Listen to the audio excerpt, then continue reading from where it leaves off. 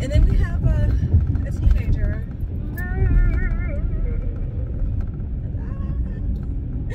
And she's been a lot. It's been difficult. It's been extremely difficult. I don't know. I really don't even know how to summarize it, you know. I think there are a lot of choices that she makes to make, you know, our lives rather challenging. Maybe it's not some. I mean, I believe she genuinely makes choices to challenge us, to be defiant.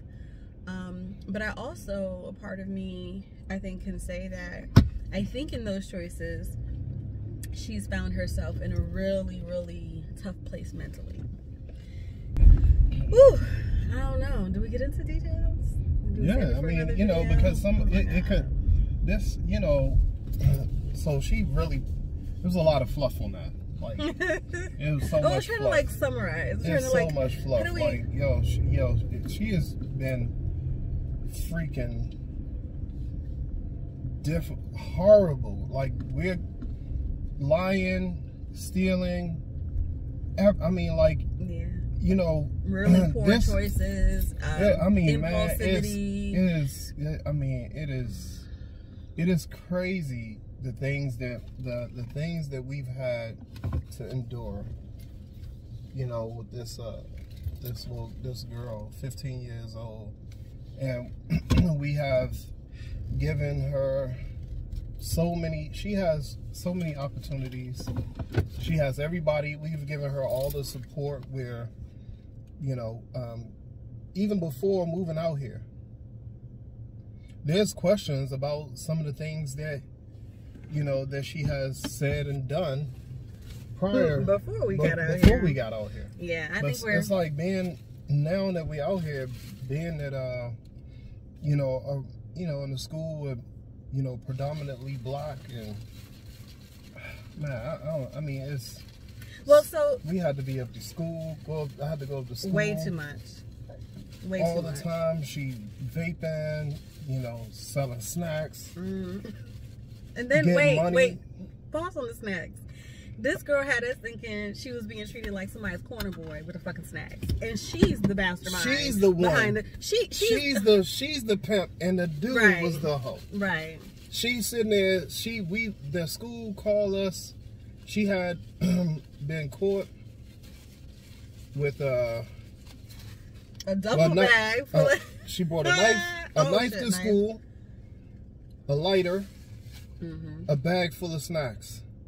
A duffel bag full of snacks. Full of snacks. And like, yo. Yeah. This, you know, and then like, you can't believe nothing that she said. Everything that she say, listen, you'll be a fool. Yeah. Because she is very convincing to the average. But that shit don't work with me. Yeah, and like, the lying is not just typical teenage lying shit. You know, it's not typical teenage manipulation shit. This is like an every single day I'm lying about dumb shit. Like, not just, oh yeah. She said I smacked her. Look at my hands. Look at this. Right. I mean, do you see this? She said she went to school telling the people that I was physically, you know what I'm saying, abusing her, smacking her, choking her. Yeah. Punched. Never happened. You know what I'm saying? Grabbing her shirt, yeah, I grabbed her shirt. You know, everybody. You know what I'm saying? I mean, like, to try to shake some sense into, you know. I mean, it's the way I was, you know, reared. But as far as slap, I ain't gonna slap no kid, because if I slap a grown man, right? You know what I'm saying? So, you know, but the thing of it is, it's me, because I'm the one calling her out. Yeah, but also he's the father figure, because it goes even deeper, right? He's not the biological father, and Davy is having challenges with that piece of her life too. And it's like every anger, frustration, everything you know what I'm saying, that's being built up is being directed and pointed right at him. So even outside of the accusations, right? And, you know, and making up, you know, these terrible, you know, stories, like even like her, like the action she takes to defy, you know what I'm saying, these rules and stuff. It's just, all of it is about him on some level, and it's challenging. It's very, very challenging. And she's looking at me to agree. She's looking at me to choose her, you know, nonsense over what is right, what we, you know, have created together, you know, that we know is right and best, you know what I'm saying, for us as a whole, as a family. So she's really, really causing a lot of disruptions within this family unit right now. And I think that we're both doing an incredible job at just maintaining. But my husband in particular, like, babe, you are... He texting you. Oh. Texting. Okay, we're back. So yeah.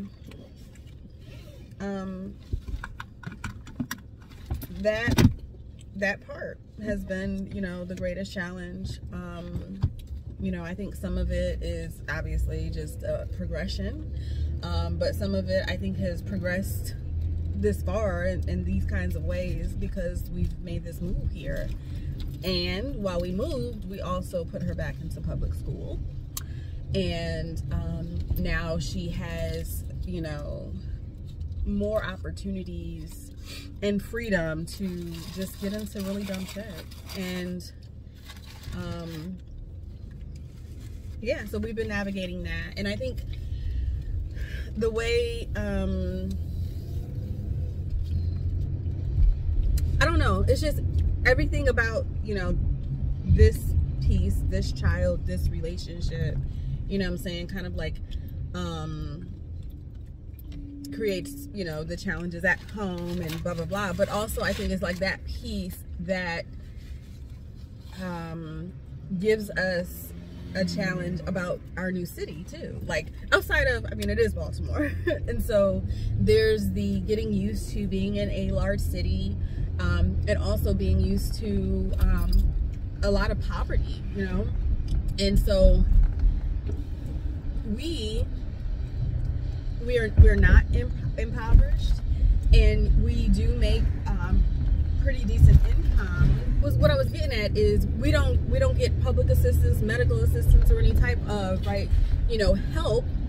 And it's made you know, trying to tap into additional resources to support her even in school, right, difficult, because, oh, you're not on medical assistance, oh no, well, you know, we can only do this temporarily, you know, or oh, only get 2 appointments, you know, with this therapist, or oh no, we are still navigating this system, right, and trying to figure out how to live in this city while dealing with such a challenge with one of our children, because, you know, in Virginia, you know, I think things were a little more easily accessible. I don't know how effective they were because, you know, but we had people we could go to, we could reach out to. It wasn't about, you know, if your income was low enough to get the help and support. And so it's we like have that here. Be dependent, you know what I'm saying, on be at a certain bracket or whatever, and be dependent on them, and then they'll, you know, they'll give you that limited services or a little bit more. But I mean, it's like, it's not a lot. Yeah, it's not a lot. I mean, put down in the comments if you know, if y'all, anybody going through the same same issues. Shit.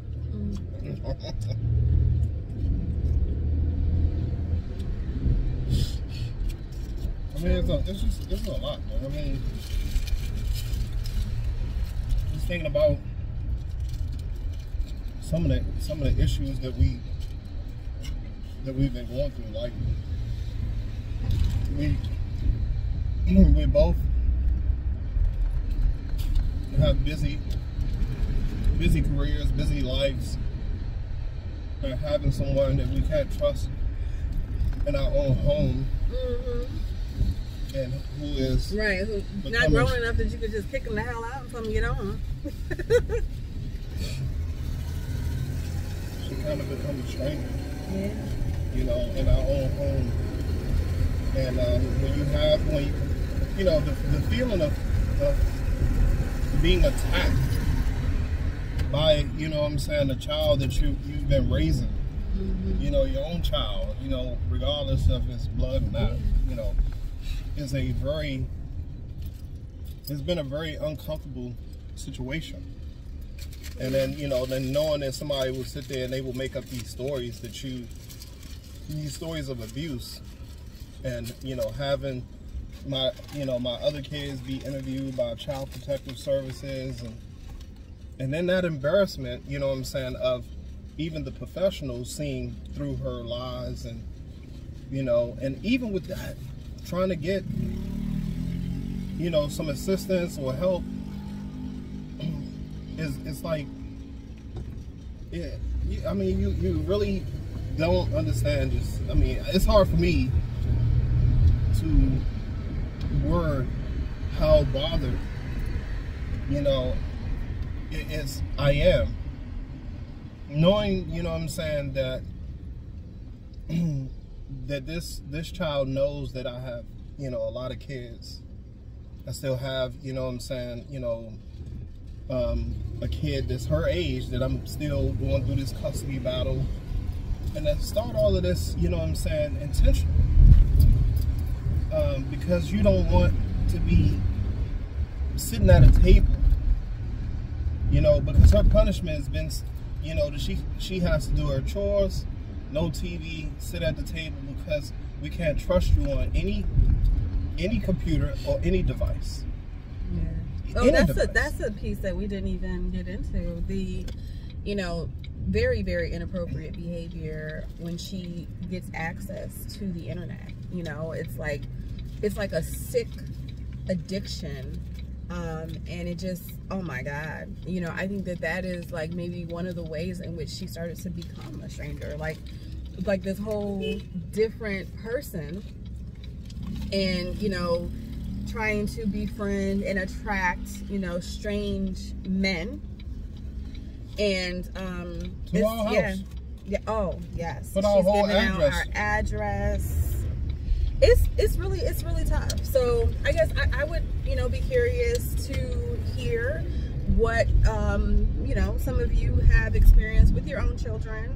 I know that we're not the only ones. Maybe we're the only ones willing to talk about it like this, but it would be really great to hear about your experience, how you managed, you know, maybe your relationship, your marriage, you know, while dealing with this, but also maybe success stories in, you know, getting like over that hill and to the other side, or through this shit. Like, because right now it is very difficult to see an endpoint, because we have no idea if that's even real, if that like it's really bad.